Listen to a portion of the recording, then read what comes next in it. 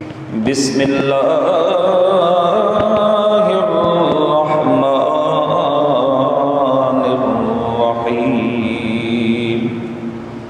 هل أتى على الإنسان حين من الدهر لم يكن شيئا مذكورا صدق الله المولانا العظيم وصدق رسوله النبي الكريم الأمين المكين۔ حمد و ثنا کے بعد رب تعالیٰ کا احسان ہے کہ اس نے اپنے کرم کا صدقہ ایک مرتبہ پھر یہ سید الایام کا دن، عید کا دن، جمعۃ المبارکہ کا دن خالق لم یزل نے ہمیں دیکھنا نصیب فرمایا۔ درود سچے نبی پر، سونے نبی پر جو عقل کل ہیں، مختار کل ہیں۔ سامعین عزیز محتشم، انسان کی حقیقت کیا ہے؟ اور 29واں سپارہ ہے، سورہ دہر ہے، آیت نمبر 1 ہے۔ سورہ دہر کی آیت نمبر 1، ارشاد باری تعالی هل أتى على الإنسان حين من الدهر لم يكن شيئا مذكورا۔ فرمایا کہ انسان پر ایک زمانہ ایسا بھی گزر چکا ہے کہ جب وہ انسان کسی شے میں موجود نہ تھا۔ یہاں جو رب فرما رہا ہے کہ انسان پر ایک زمانہ ایسا گزر چکا ہے کہ جب وہ کسی شے میں موجود نہ تھا، مطلب یہ ہوا کہ انسان موجود تھا لیکن اس کا تذکرہ نہیں تھا۔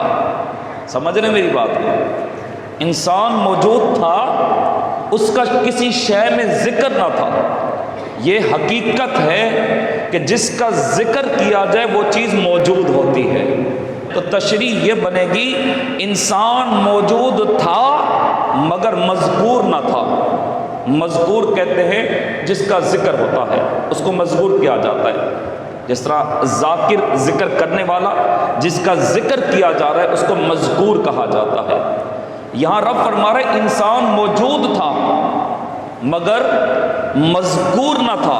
اب آگے چلیے، یہاں رب تعالیٰ نے ارشاد فرمایا اب جو گزر گئے وہ مذکور نہیں، اب جو گزر گئے وہ مذکور نہیں مگر موجود بھی نہیں۔ جو گزر گئے، جو چلے گئے، وہ مذکور نہیں، وہ موجود بھی نہیں، مگر وہ جو نیک صالحین متقین تھے، جو اللہ تعالیٰ کے نیک صالح، تقوی والے، نور والے، ولایت کا تاج پہننے والے لوگ موجود تھے، جن کا ذکر ہوتا ہے وہ ہر دم موجود ہوتے ہیں۔ مطلب یہ ہوا کہ جن ہستیوں نے اپنی ذات کو خدا کے قرب تک پہنچا دیا، اب وہ موجود نہیں ہے مگر ذکر ان کا پھر بھی ہو رہا ہے۔ جنہوں نے دنیا میں اپنی زندگیاں اللہ کے رسول کی تعلیمات کے مطابق گزاری، وہ ہستیاں صبح بھی اللہ کا ذکر کرتی ہیں، شام کو بھی اللہ کا ذکر کرتی ہیں۔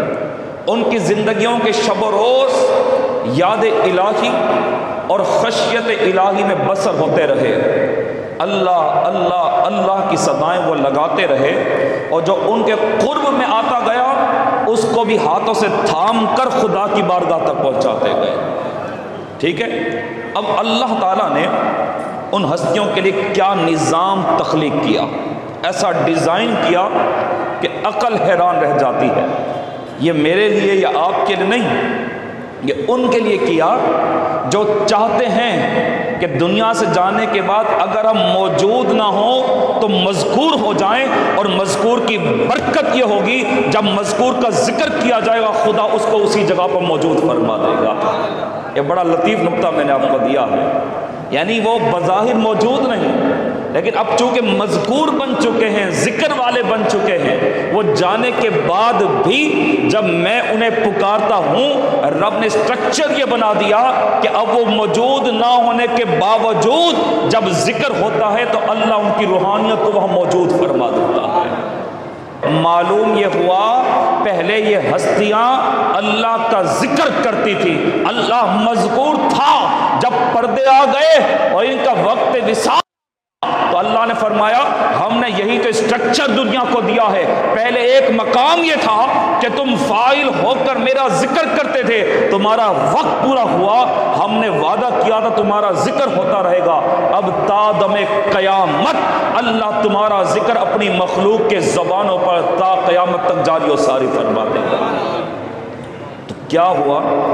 جن کا ذکر عام ہوا، جن کا ذکر عام ہوا، ان کا مقام و مرتبہ کیا بن گیا؟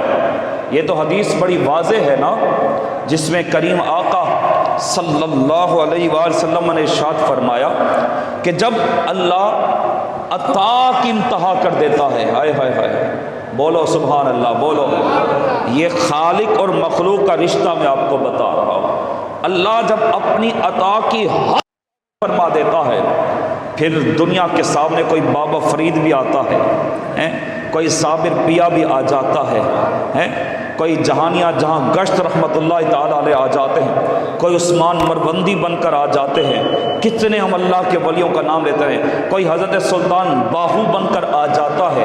آقا فرماتے لوگوں پھر پہچاننا یہ وہ ہیں جن کی نظر میں خدا نے اپنے نور کے جلووں کو رکھ دیا ہے، یہ وہ ہیں جن کی زبان میں خدا نے اپنی تاثیر کی برکت کو بھر کے رکھ دیا ہے، یہ وہ ہیں جن کے قوت خدا کی برکت سے اللہ نے وہ صفات عطا کر دی ہیں، اب ان کا پکڑنا خدا کا پکڑنا ہو جاتا ہے، ان کا چلنا خدا کا چلنا ہو جاتا ہے۔ ہائے ہائے ہائے، ان کے لیے فاصلے کوئی معنی نہیں رکھتے، یہ جب چاہیں جہاں چاہیں جدھر سے چاہیں تاجدار انبیاء کو پکارتے، پردے ہٹ جاتے ہیں، آمنہ کا لال اپنا مکھڑا لے کے ان کے سامنے آ جاتا ہے۔